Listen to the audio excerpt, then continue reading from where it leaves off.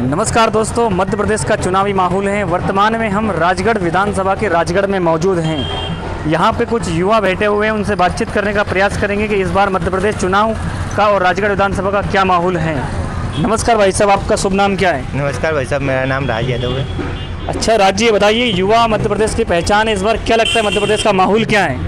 युवा मध्य प्रदेश की पहचान है, सही बात है। और युवा विकास को जानते हैं और युवा विकास पर विश्वास रखते हैं और विकास के साथ ही आगे बढ़ रहे हैं और आगे बढ़ते रहेंगे। मैं आपको विश्वास दिलाना चाहता हूँ, MP 2023 इलेक्शन हो या मध्य प्रदेश का बाद इलेक्शन आने वाला है अपने देश का PM वाला, उसमें भी प्रचंड बहुमत के साथ BJP की सरकार बनने जा रही है भाई साहब। अच्छा, कांग्रेस भी तो कह रही है हम सरकार बनाएंगे मध्य प्रदेश में। कांग्रेस ने भाई साहब आपसे बोला था 2013 में, बनी क्या? आपसे बोला 2018-19 वाली में, बनी क्या? अब वापस से बोल रहे 24 में। वो भेड़ों को इकट्ठा करा है राहुल गांधी ने, वो उनके साथ आगे बढ़ने की सोच रहे हैं। तो आपको पता है भेड़ एक चाल में चलती है। वो तो कह रहे हैं युवा को पार्टी ग्रेजुएट में चली है तो भाई साहब सारी पार्टी देश विरोध में जा रही है। वो कह रहे हैं ग्रेजुएट को हम 3000 का महीना देंगे, ये बात सत्य है क्या? भाई साहब मैं ग्रेजुएट हूँ और मेरे को अच्छे से पता है। उन्होंने जिस साल मेरे को खुद को मोबाइल मिलने का था, भाई साहब मैं छात्र संघ में नेता रहा हूँ, मैंने मोबाइल बांटे। जिस साल मेरे को खुद को मोबाइल मिलने का था, मध्य प्रदेश में CM मामा की सरकार 1-2 सीट की वजह से गिरी थी। आपको पता है उन्होंने दलाली करके कुछ भी करके सरकार बना ली, वो नहीं चली। 14 महीना 15 महीना की सरकार थी, वो आहिस्ते ही सरकार थी।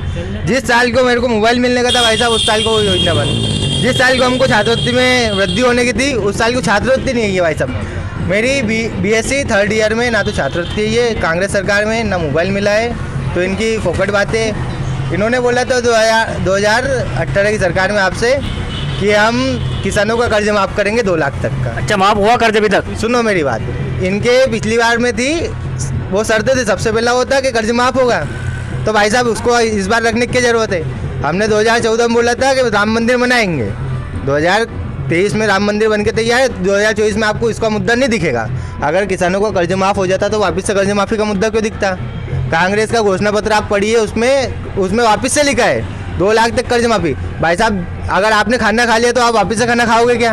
किसानों का कर्ज माफ़ हो चुका होता तो वापस से कर्ज माफ़ करने की घोषणा करने की क्या जरूरत थी? अच्छा, कमलनाथ जी कह रहे हैं कि जैसे भाजपा ने लाडली बहना योजना चलाई, हम नारी सम्मान योजना को 1500 का महीना देंगे, इस बात में कितनी सच्चाई है? भाई साहब हमको नहीं चाहिए, हमको 3000 पे विश्वास रखने वाले लोग हैं। हमको 1000 मिले थे, हमको 1250 मिल रहे हैं और हमको पूर्ण विश्वास है कि देश हित वाली सरकार के साथ हम आगे बढ़ेंगे और महिलाओं का सम्मान किया जाएगा, नारियों का सम्मान किया जाएगा। लाडली बहन चल रही है, लाडली लक्ष्मी चल रही है और ऐसी अनेक योजना है जिनको गिनाने में 2 घंटे लग जाए। भाई साहब आप इंटरव्यू लेने आओ, आपको पूरा निरीक्षण करना है, पूरा राजगढ़ का। अच्छा, इस बार क्या माहौल है, आपको क्या लगता है मध्य प्रदेश चुनाव का? इस बार मध्य प्रदेश चुनाव में BJP आएगी, पूरी ताकत से 150 सीटें लाएगी और भाजपा की सरकार बनेगी। अच्छा, कांग्रेस भी तो कह रही है हमारी सरकार बनेगी तो अनेक योजना चलाएंगे हम। कांग्रेस के सारे वादे झूठे हैं, पहले भी वादे किए थे, उन्होंने कुछ पूरा नहीं किया, अब भी वादे कर रहे हैं लेकिन पूरा नहीं करेंगे। अच्छा भाई साहब, क्या लगता है इस बार मध्य प्रदेश का माहौल क्या है? भाई साहब तो वो तो भैया बोल रहे थे, जो ठीक बोल रहे थे, कोई गलत नहीं बोल रहे थे। थोड़ी बात कर दूँ। अच्छा, इस बार क्या लगता है मध्य प्रदेश चुनाव को लेकर? भाजपा ही आएगी इस बार, फिर भारी अच्छा, भाजपा किस मुद्दे पर चुनाव लड़ रही है मध्य प्रदेश में?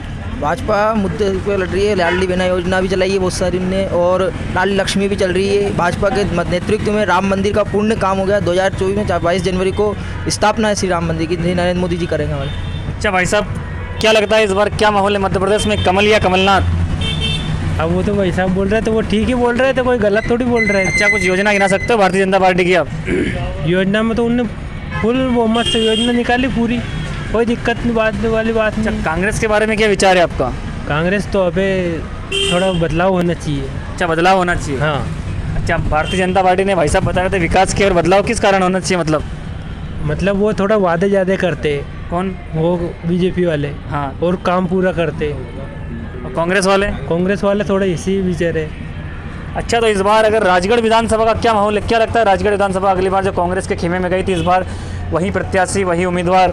भाई साहब राजगढ़ विधानसभा ना तो पब्लिक की वजह से आ रही है, ना उम्मीदवार की वजह से आ रही है, ना पार्टी की वजह से आ रही है, ना विकास के मुद्दों पे आ रही है, ना हमारी योजनाओं को सड़क पर लाने की वजह से आ रही है। राजगढ़ विधानसभा सिर्फ हारी है तो सिर्फ एक वजह थी, उसका गुटबाजी। कैसी गुटबाजी? अंतर मन में कले, घर में 5 लोग हैं, 5 संतुष्ट नहीं हो सकते हैं, हाथ में 5 इंगलियाँ 5 बराबर नहीं हो सकती है। ऐसे कुछ हमारे नेता थे जो रूठ गए थे, असंतुष्टि थी।